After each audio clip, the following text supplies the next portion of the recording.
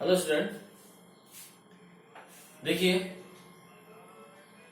Last lecture में हमने देखा था कि कुछ एक आंकिक क्वेश्चन सोल्व किए थे हमने, कुछ एक आंकिक प्रश्न हल किए थे हमने।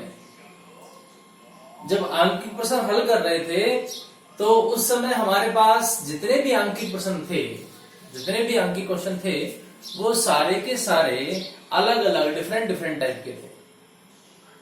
वहां से हमने थीटा भी देखा था कि थीटा किस प्रकार से कैलकुलेट करना है, थीटा का मान कैसे फिक्स करना है। इसके अलावा एक थीटा देखा था। इसके अलावा हमने क्या किया था कि वहां विद्युत क्षेत्र के लिए जीरो भी प्रूव किया था। इसके अलावा अगर हमारे पास कोई सदिश वेक्टर सदिश था, यानी आई केप, जे केप, के केप, इस प्रकार से कोई भी हमारे पास डिजिट थे तो उनको भी हमने हल किया था। अब इसी को कंटिन्यू करते हुए हम आगे जो हमारे पास नेक्स्ट टॉपिक है वो है सतत आवेश वितरण। क्या है? सतत आवेश वितरण।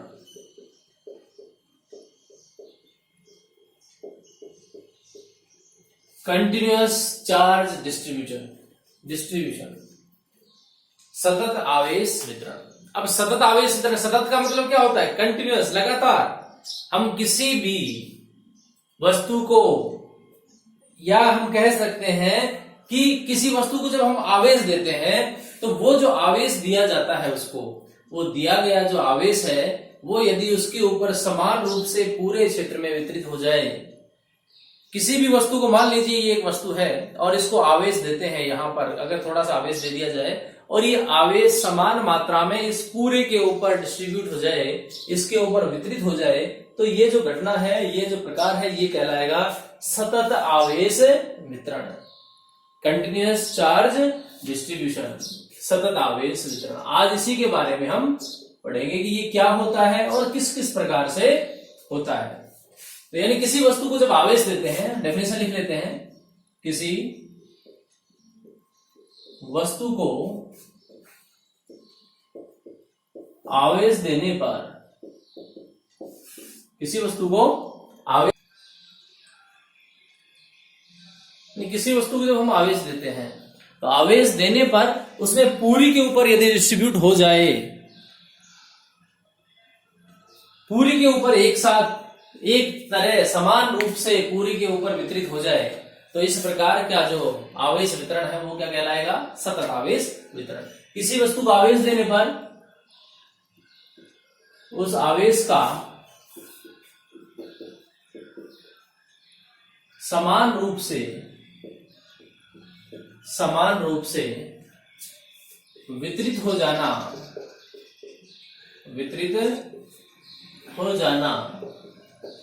सतत आवेश वितरण कहलाता है। सतत आवेश वितरण कहलाता है। किसी वस्तु क्या करें? आवेश दें।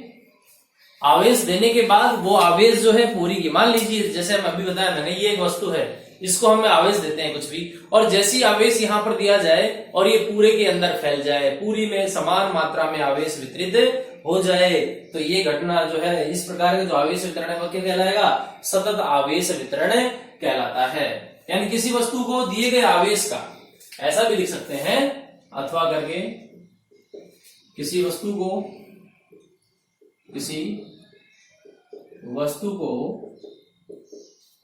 दिए गए आवेश का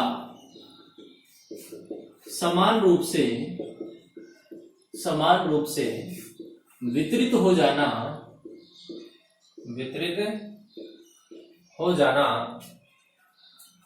आवेश का सतत वितरण कहलाता है। आवेश का सतत वितरण कहलाता है। आवेश का कैसा वितरण कहलाएगा? सतत, कंटिन्यूअस कहलाएगा। किसी भी वस्तु को आवेश दे दिया जाए और आवेश देने के बाद वो पूरी में समान रूप से फैल जाए तो आवेश का सतत वितरण कहलाता है। अब ये आवेश का जो सतत वितरण है वो एक विमीय, द्विविमीय और त्रिविमीय हो सकता है। कैसा कैसा हो सकता है? एक विमीय, द्विविमीय और त्रिविमीय हो सकता है। यानी आवेश का सतत वितरण, लिख ले हम इस बात को, आवेश का सतत वितरण एक विमीय कौमा द्विविमीय व त्रिविमीय, वन डायमेंशनल, टू डायमेंशनल और 3D मतलब 3 डायमेंशनल। त्रिविमीय हो सकता है। आवेश का सतत वितरण कैसा होगा? एक विमीय, द्विविमीय व त्रिविमीय हो सकता है, हो सकता है। ये हमारे पास हुई सतत आवेश के वितरण के बारे में जानकारी। सतत आवेश वितरण क्या होता है और सतत आवेश वितरण कैसा होता है, ये जानकारी हमारे पास ये लिखी हुई। और ये जो सतत आवेश वितरण है हमारे पास, हमने कहा कि एक विमीय, द्विविमीय और त्रिविमीय, इनको किसके लिए कैसे डिसाइड करेंगे? यदि कोई एक रेखीय आवेश वितरण है, रेखीय सतत आवेश वितरण है, तो वो क्या हो सकता है? एक विमीय हो सकता है। अगर मान लीजिए किसी पृष्ठ पर आयत वितरित है तो क्या होगा? द्विविमीय होगा। और किसी आयतन में वितरित है तो कैसे होगा? त्रिविमीय होगा। यानी आयतन से संबंधित है, किसी आयतन पर वितरित है तो किसी आयतन में वितरित होने पर उसे क्या कहेंगे? त्रिविमीय। किसी पृष्ठ पर हो तो क्या होगा?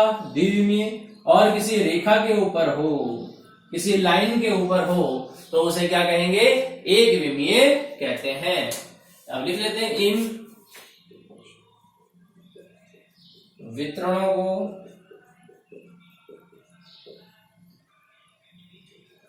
रेखीय आवेश वितरण, रेखीय आवेश वितरण कौन सा होगा? एक विमीय। कौमा पृष्ठ आवेश वितरण, पृष्ठ आवेश वितरण कौन सा है? द्विविमीय। यानी ये तो है 2D, ये 3D, ये 1D पृष्ठ आवेश वितरण। और हम यहां से बात करें आयतन आवेश वितरण, आयतन आवेश वितरण, ये किसके लिए है? ये 3D के लिए है। इस प्रकार का जो आवेश वितरण होता है उसे ऐसे ऐसे नाम दिए जाते हैं। कैसे? यदि एक विमीय है तो रेखिक के लिए क्या होगा? एक विमीय। किसी पृष्ठ पर वितरित है द्विविमीय, और किसी आयतन में है तो त्रिविमीय। ये हमारे पास जानकारी है सतत आवेश वितरण के बारे में। क्लियर? सतत आवेश वितरण ऐसा होता है। अब हम यहां से देखें कि रेखीय आवेश वितरण या फिर हम कहें एक विमीय, क्योंकि रेखीय को हमने क्या कहा? एक विमीय, पृष्ठीय क्या कहा? द्विविमीय, और आयतन क्या कहा? त्रिविमीय कहते हैं। तो अब हम इसकी डिटेल देखेंगे कि क्या क्या होता है। तो इसको मिटा देता हूं मैं।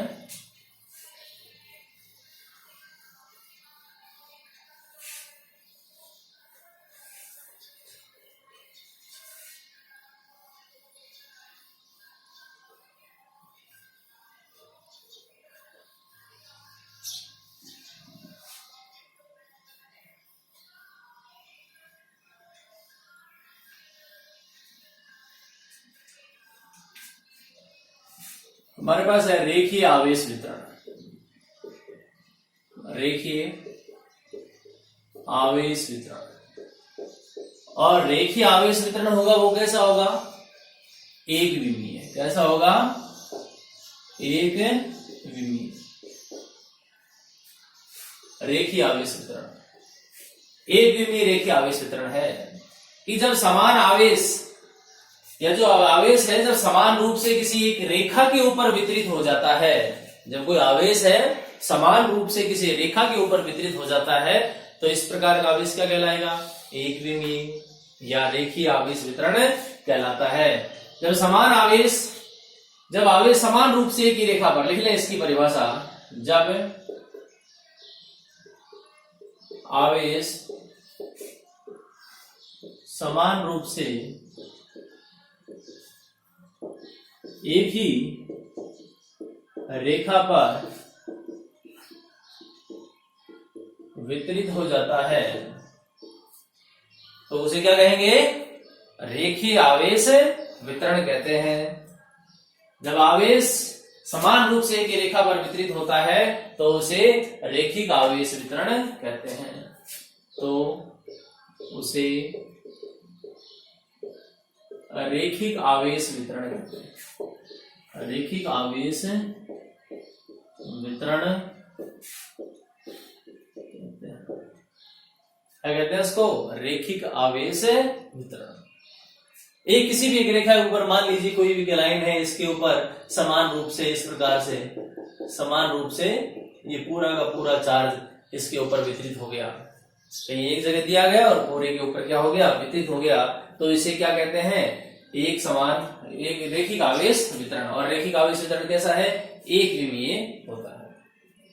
क्लियर है? इस प्रकार से कोई भी रेखा। अब यहाँ बात दूसरी है कि हम इसका एक अल्पांश लेते हैं, क्योंकि अल्पांश लेने के लिए हमें तो क्या चाहिए? पूरे पृष्ठ के लिए चाहिए होता है। और जब पूरे पृष्ठ के लिए होता है तो हमने लास्ट लेक्चर में बात की थी, तो उसके लिए क्या करना पड़ता है? जितना भी उसका फ्लक्स होता है, सभी अल्पांशों से गुजरने वाले फ्लक्सों का क्या करना पड़ता है? योग करना पड़ता है। जितने फ्लक्स के मान होते हैं अल्पांशों के लिए, उन सब का क्या करना पड़ता है? योग करना पड़ता है। तो वो हमारे पास योग क्यों करना पड़ता है? क्योंकि संपूर्ण के लिए आ जाता है वो, इसलिए हमें क्या करना पड़ा? उसका योग करना पड़ा। लेकिन यहां पर हम सिर्फ क्या कर रहे हैं? डेफिनेशन देख रहे हैं। और यदि बात करें आवेश प्रति इकाई लंबाई की, इसकी आवेश प्रति इकाई लंबाई, आवेश प्रति इकाई लंबाई यानी प्रति इकाई लंबाई के ऊपर आवेश का जो वितरण है वो क्या कहेंगे? रैखिक आवेश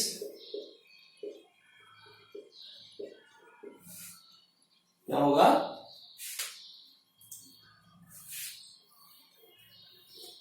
आवेश प्रति इकाई लंबाई को रैखिक आवेश घनत्व कहते हैं। रैखिक आवेश घनत्व कहते हैं। आवेश प्रति इकाई लंबाई को रैखिक आवेश घनत्व कहते हैं। ये हमारे पास होगी रैखिक आवेश घनत्व की बात। अब यहां से हम बात कर लेंगे, जैसे मान लीजिए एक रेखा की बात करें, इस प्रकार से मान लीजिए हमारे पास कोई रेखा है, इस पर ये जो है एक जो चार्ज है, मैं आपको दिखा रहा हूं इस प्रकार से, ये देखिए समान रूप से वितरित है इस पर, ऐसा नहीं कहीं पर ज्यादा कहीं पर कम, ऐसा नहीं है, समान रूप से इस पूरी की पूरी रेखा के ऊपर ये वितरित है। ठीक है, तो ये क्या कहलाएगा? रैखिक आवेश वितरण। समान रूप से वितरित हो गया और प्रति इकाई लंबाई के ऊपर जो वितरण होता है, जो आवेश होता है, उसे क्या कहेंगे? रैखिक आवेश घनत्व कहते हैं। और रैखिक आवेश घनत्व को किससे लिखेंगे? लैम्डा से लिखा जाता है। किससे लिखा जाता है? लैम्डा से लिखा जाता है। अब मान इसको क्या करना पड़ेगा? छोटे छोटे अल्पांशों में बांटना पड़ेगा। मान लेते हैं छोटा सा इसका अल्पांश ले लेते हैं, ये क्या है? डीएल अल्पांश है। क्या ये? डीएल अल्पांश। यहां से एक परीक्षण धनावेश यहां पर रख दिया क्यू नोट। क्लियर? इस प्रकार, क्योंकि इसको छोटे छोटे ऐसे बहुत सारे यहाँ पे बहुत सारे छोटे छोटे टुकड़ों में बांटना पड़ेगा। मैंने सिर्फ एक डीएल मतलब अल्पांश लंबाई के लिए एक छोटा सा इसका टुकड़ा काट रहा है। एक छोटे पार्ट का जितना एक छोटे पार्ट होगा, बाकी सब के लिए उतने होगा। इसका मतलब क्या करना पड़ेगा? मुझे समाकलन ऑफ डीएल करना पड़ेगा। और समाकलन ऑफ डीएल क्या होगा? क्या होता है उसका? समाकलन ऑफ डीएल होगा एल। करना पड़ेगा नहीं करना पड़ेगा? यहां पर हमने क्या रख दिया है? परीक्षण धनावेश। और परीक्षण धनावेश क्या रखा? क्या रखा? Q note. क्योंकि परीक्षण धनावेश एक टेस्टेड चार्ज, हमने लास्ट लेक्चर में बात की थी इसकी, परीक्षण धनावेश क्यू नोट लेते हैं। क्यों? ये बहुत ही सूक्ष्मतम अल्पावेश होता है। और साथ में हमने ये भी कहा था कि ये वास्तविक ना होकर कैसा होता है? ये काल्पनिक होता है। क्या होता है? ये काल्पनिक होता है। इसको नाम दे दीजिए ओ, यहाँ पर बिंदु जो है वो बिंदु पर ऐसे, ये हमारे पास हो गया क्यू नोट। अब ये बात करें यहाँ पर, अब ये जो देखिए डीएल लंबाई के ऊपर यहाँ पर जो आवेश वितरण है, तो अब आप ये बताएं मुझे कि पूरे के ऊपर समान रूप से आवेश वितरित है। हमने कहा कि इसको रैखिक आवेश घनत्व को लैम्डा से लिखा जाता है। तो यहाँ पर देखिए मेरे पास होगा क्या? यहाँ पर अगर मान लीजिए यहाँ जो चार्ज लिया है हमने डीएल लंबाई पर, तो एक सूक्ष्मतम अल्पांश लंबाई का टुकड़ा हमने काटा है, सूक्ष्मतम अल्पांश लंबाई का टुकड़ा हमने काटा है, तो वहां पर चार्ज कितना होगा? वहां पर भी तो अल्पांश चार्ज ही होगा। वहां पर कितना चार्ज होगा? वहां पर अल्पांश चार्ज होगा। मतलब डीक्यू लंबाई के ऊपर जो यहाँ पर आवेश वितरित हुआ है वो भी कितना हुआ है? डीएल के ऊपर डीक्यू हुआ है। डीएल लंबाई के ऊपर जो हमने अल्पांश लंबाई का एक टुकड़ा लिया है डीएल, उसके ऊपर चार्ज कितना होगा यहाँ पर डीक्यू होगा कि नहीं होगा? तो हम लिख सकते हैं कि लैम्डा बराबर डीक्यू अपॉन डीएल। लैम्डा बराबर क्या लिख रहे हैं? DQ upon DL. और अगर इसका मात्रक लिखें तो क्या लिखेंगे? कूलाम प्रति मीटर, कूलाम पर मीटर। क्यों लिखा? देखिए Q अपॉन एल। Q क्या है? आवेश। आवेश क्या है? कूलाम। L क्या है? लेंथ। लेंथ को किससे लिखेंगे? मीटर से। लेंथ का मात्रक क्या होता है? मीटर। तो कूलाम पर मीटर हमारे पास हो गया। अब यहां से यदि मुझे dq का मान निकालना हो, ये हमारे पास हो गया dq बराबर लैम्डा डीएल। हुआ कि नहीं हुआ? dq बराबर लैम्डा डीएल हो गया। यदि L लंबाई की छड़ पर आवेश Q एक समान है, अगर मान लीजिए L लंबाई की जो छड़ है इसके ऊपर जो आवेश है, आवेश कितना है? माना ऐसा Q मान लेते हैं, ये Q आवेश है। यदि वो समान रूप से वितरित है तो लैम्डा बराबर कितना हो जाएगा? लैम्डा बराबर लिखा जाएगा Q अपॉन L। कब? जब समान रूप से वितरित है तब क्या लिखा जाएगा? लैम्डा बराबर Q अपॉन L। अगर नहीं तो हमें क्या कर रहे हैं? dq अपॉन dl कर रहे हैं। लैम्डा बराबर क्या कर रहे हैं? dq upon dl। यहां से हमारे पास dq का मान कितना आया है? लैम्डा dl मान आया है। आया कि नहीं आया? तो हम इस बात को भी लिख देते हैं, नोट कर देते हैं। यदि L लंबाई की छड़ पर, क्या लिखें? यदि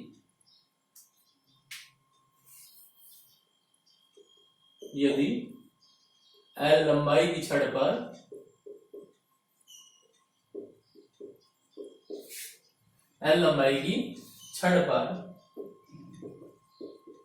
आवेश Q है, एक समान रूप से वितरित है, एक समान रूप से वितरित है। यदि स्मॉल L लंबाई की छड़ पर जो आवेश है Q वो यदि समान रूप से वितरित है तो लैम्डा बराबर क्या लिखा जा सकता है? Q अपॉन L भी लिखा जा सकता है। क्या लिखा जाता है? Q अपॉन L भी लिखा जा सकता है। तो ये हमारे पास किसके लिए हो गया? ये सतत आवेश वितरण हुआ। किसके लिए? रेखिक आवेश वितरण। कौन सा आवेश वितरण? रेखिक आवेश वितरण। अब आगे बात करें पृष्ठ आवेश वितरण की। किसकी बात करें? पृष्ठ आवेश वितरण की। तो आप देखें पृष्ठ आवेश वितरण क्या होता है। अब पृष्ठ आवेश जो वितरण था उसकी जब हम बात कर रहे थे तो वहां पर हमने थोड़ी देर पहले जो डेफिनेशन ली थी वो हमने ये भी कहा था, उसमें जो हमने टाइप बताए थे एक विमीय, द्विविमीय और त्रिविमीय। तो द्विविमीय की जो बात है, द्विविमीय कहाँ है? पृष्ठ के ऊपर। एक विमीय कहाँ है? किसी रेखा के ऊपर, किसी लाइन के ऊपर एक विमीय। द्विविमीय कहाँ रहेगा? पृष्ठ पर। यानी पृष्ठ आवेश वितरण, हम इसको लिखते हैं पृष्ठ आवेश वितरण। और पृष्ठ आवेश वितरण का किससे? द्विविमीय। कैसा है? द्विविमीय मतलब 2D, 2 डायमेंशनल है कि जब आवेश कुछ क्षेत्रफल पर वितरित किया जाता है, आवेश को क्या करें? कुछ क्षेत्रफल पर वितरित करें, और जब इसके ऊपर वितरित किया जाता है तो उसे क्या कहेंगे? पृष्ठ आवेश घनत्व कहा जाता है। क्या कहा जाएगा उसे? पृष्ठ आवेश घनत्व कहा जाएगा। लिख लेते हैं इसको कि जब आवेश किसी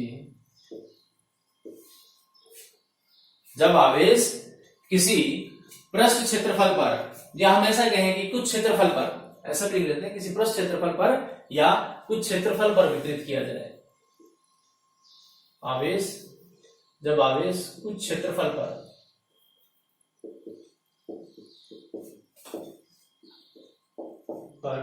क्या किया जाए? वितरित किया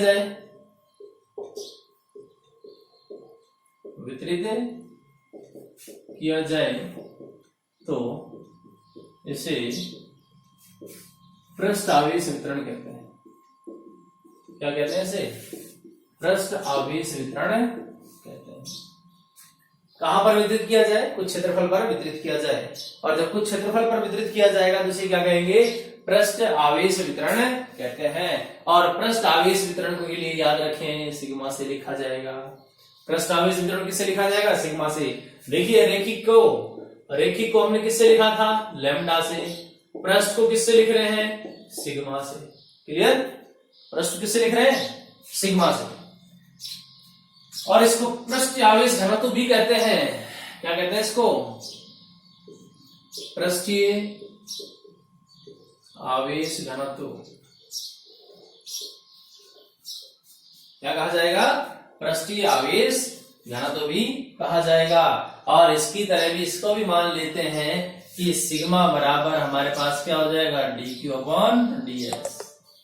क्योंकि हमारे पास एक पृष्ठ होगा, पृष्ठ के ऊपर क्या करना पड़ेगा? यहाँ पर इस प्रकार से समान रूप से किसी भी पृष्ठ के अंदर आवेश वितरित होगा। और ये जो आवेश वितरण है इसके लिए क्या करना पड़ेगा? एक छोटा सा अल्पांश लेना पड़ेगा। यहाँ पर अल्पांश से क्या करना पड़ेगा? Q नोट एक परीक्षण धनावेश ले लेंगे और इस प्रकार से हमें किसी एक के लिए दिखा देंगे इसको। यानी सिग्मा हम बराबर क्या हो गया? dq upon ds। ये s किसके लिए? सरफेस के लिए। ये देखें s सरफेस के लिए dq अपॉन ds सिग्मा बराबर। और इसका मात्रक भी क्या हो जाएगा? अगर मान लीजिए यहां से dq का मान निकालना पड़े तो dq बराबर कितना हो गया? Sigma ds। सिग्मा क्या हो गया? ds हो गया। अब देखिए यहां से अगर मैं इसकी बात करूं तो इसका मात्रक क्या हो जाएगा? यहां से इसका मात्रक हो जाएगा, देखिए dq के लिए हो जाएगा कूलम्ब पर मीटर स्क्वायर। क्या हो जाएगा? कूलम्ब पर मीटर स्क्वायर इसका मात्रक हो जाएगा। और यदि जो आवेश है q ये किसी क्षेत्रफल पर समान रूप से वितरित हो, क्या लिखेंगे? आवेश q किसी क्षेत्रफल पर समान रूप से वितरित हो, कहां पर? पृष्ठ क्षेत्रफल S पर। तो क्या लिखा जा सकता है? बोलिए क्या लिखा जाएगा? सिग्मा बराबर Q अपॉन S। सिग्मा बराबर क्या लिखेंगे? Q upon S। मात्रक तो वही रहेगा, मात्रक में किसी प्रकार का कोई बदलाव नहीं होगा। क्लियर है? अच्छा, अब ये देखिए नुकीले पृष्ठों के लिए पृष्ठीय आवेश घनत्व। अब एक नोट और लगा ले यहाँ पर कि जो नुकीले पृष्ठ हैं उनके लिए पृष्ठ आवेश घनत्व सिग्मा का मान कितना होता है, दूसरे पृष्ठों के लिए कितना होगा, देख लेते हैं।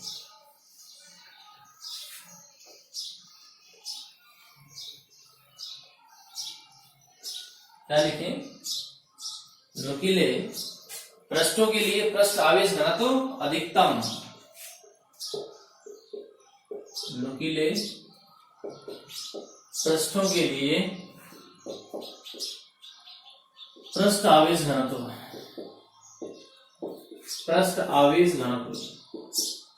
क्या सिग्मा का मान अधिकतम होता है,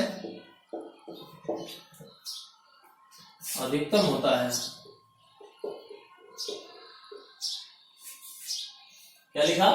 नुकीले पृष्ठों के लिए सिग्मा का मान कैसा होगा? अधिकतम। और यदि समतल पृष्ठों की बात करें तो समतल पृष्ठों के लिए कितना हो जाएगा? न्यूनतम। जबकि समतल पृष्ठों के लिए सिग्मा का मान न्यूनतम होता है। ऐसा होता है न्यूनतम। याद रखिए सिग्मा का मान अधिकतम और सिग्मा का मान न्यूनतम। किसके लिए? एक तो समतल पृष्ठ के लिए न्यूनतम, और यदि नुकीले पृष्ठ हैं तो उनके लिए कैसा होगा? अधिकतम होता है। इसी प्रकार से तीसरा जो हमारे पास है 3D, वो क्या है? आयतन के लिए आयतन आवेश वितरण। थर्ड पार्ट जो है 3D के लिए वो कौन सा है? आयतन आवेश वितरण। तो देख लेते हैं आयतन आवेश वितरण क्या है। कि जब कोई भी या किसी वस्तु को आवेश दिया जाए और वो उसके पूरे आयतन में समान रूप से वितरित हो जाए।